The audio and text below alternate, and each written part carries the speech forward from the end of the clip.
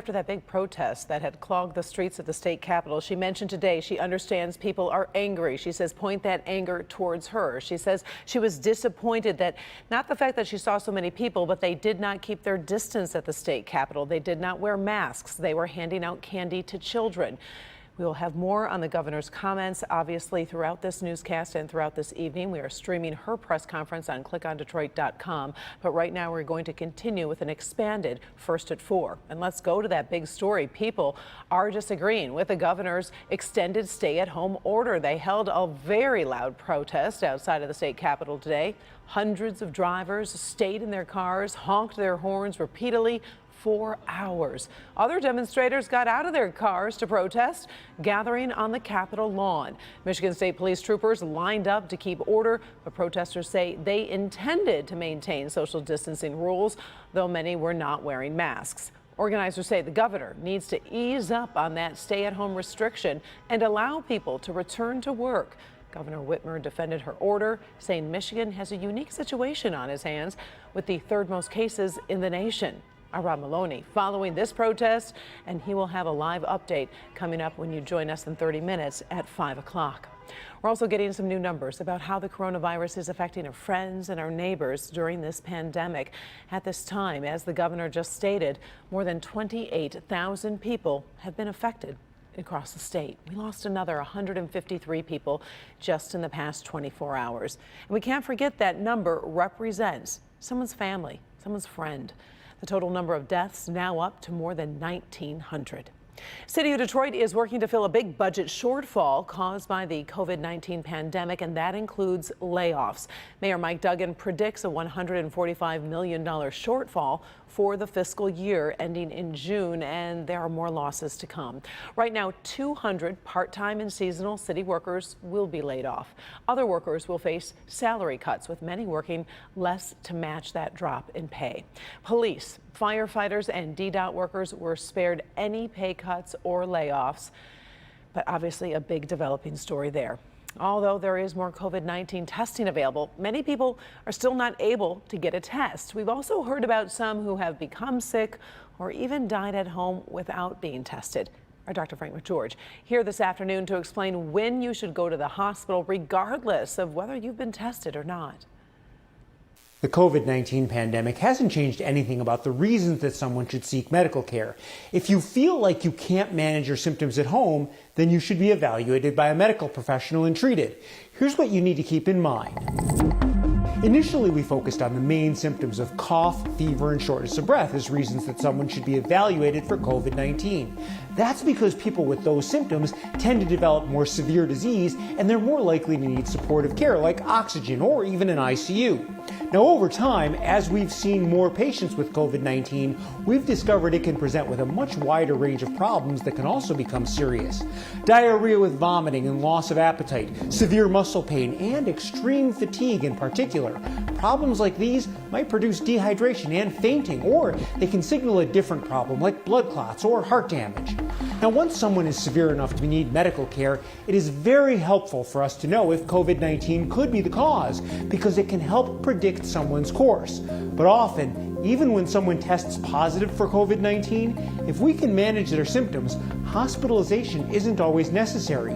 But at home, the person will need to remain vigilant for any worsening symptoms. Now, with wide community spread in many parts of Michigan, even if you have some of the less serious symptoms like sore throat, runny nose, or even loss of smell, it's reasonable to assume you might be infected even if you aren't tested. Testing does not necessarily change treatment, and when you feel like you need medical help, you should seek it regardless of whether you've been tested. Back to you. All right, thank you, Doc.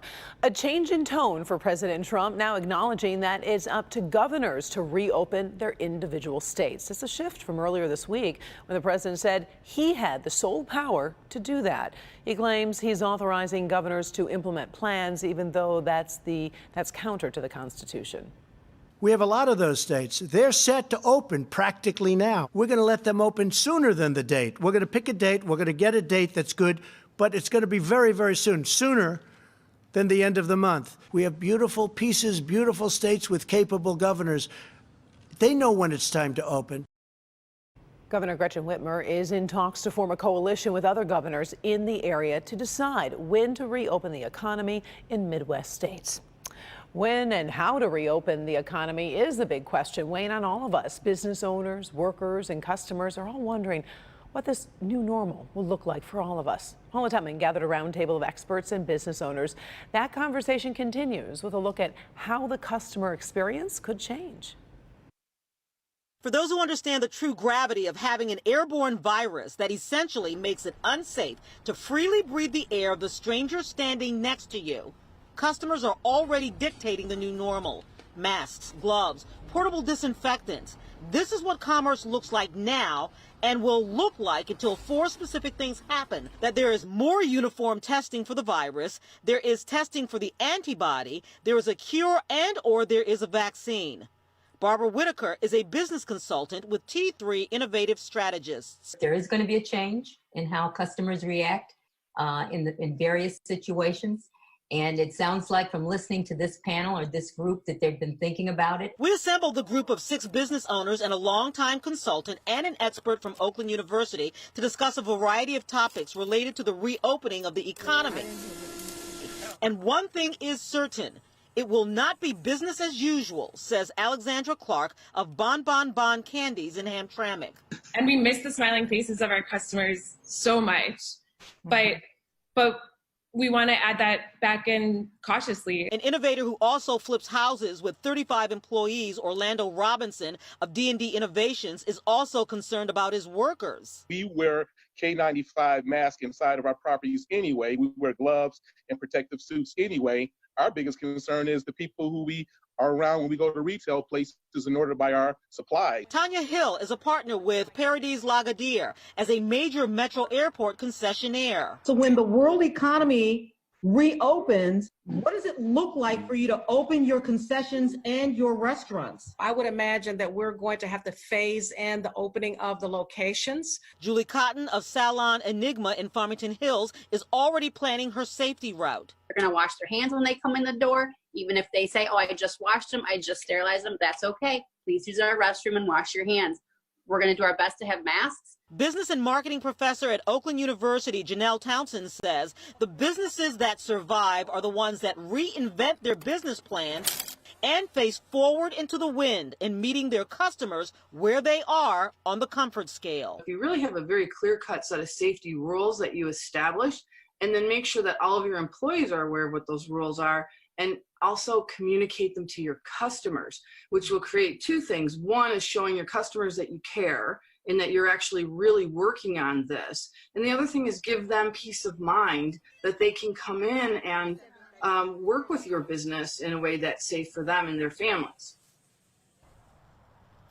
Karen, if you were listening to the governor just a few moments ago, this is exactly what she's talking about. Business owners who are already thinking forward. How do they make their customers feel safe? How do they move forward in other ways, perhaps even online or a curbside or deliveries? This is what has to be done. That's what the new normal looks like. That opening video, absolutely incredible. That's what it looks like to do commerce in these days. Make sure you go to our social media platforms. We put the entire 55-minute conversation online. It is worth listening to. It is very informative. Karen? All right, we appreciate it, Paula, and thank you for all of those different perspectives. Breaking news into our Local 4 newsroom. Selfridge Air National Guard Base will not receive F-35 jets that President Trump said he was considering sending there. Today, the Air Force announced the jets will be placed at Air National Guard bases in Madison, Wisconsin and Montgomery, Alabama. Macomb County tried to get F-35s to the base back in 2017, but the feds decided to send the planes somewhere else. The first jets are expected to arrive in late 2023. From downtown to Farmington Hills, many of us are seeing April snow showers this afternoon. The snow could start to add up in the next few hours. So let's get over to Ben Bailey. And Ben, it is a good day to be working in that home office. Yeah, I mean, this is kind of the, I guess, good side effect of everybody being at home is there are fewer people on the roads dealing with this stuff. And we've got more of these snow showers that are starting to work into the area. We're not done with this yet. Here's 4 Live radar, and you can see some of the dark blue shades within these bands of snow starting to move off to the south and east.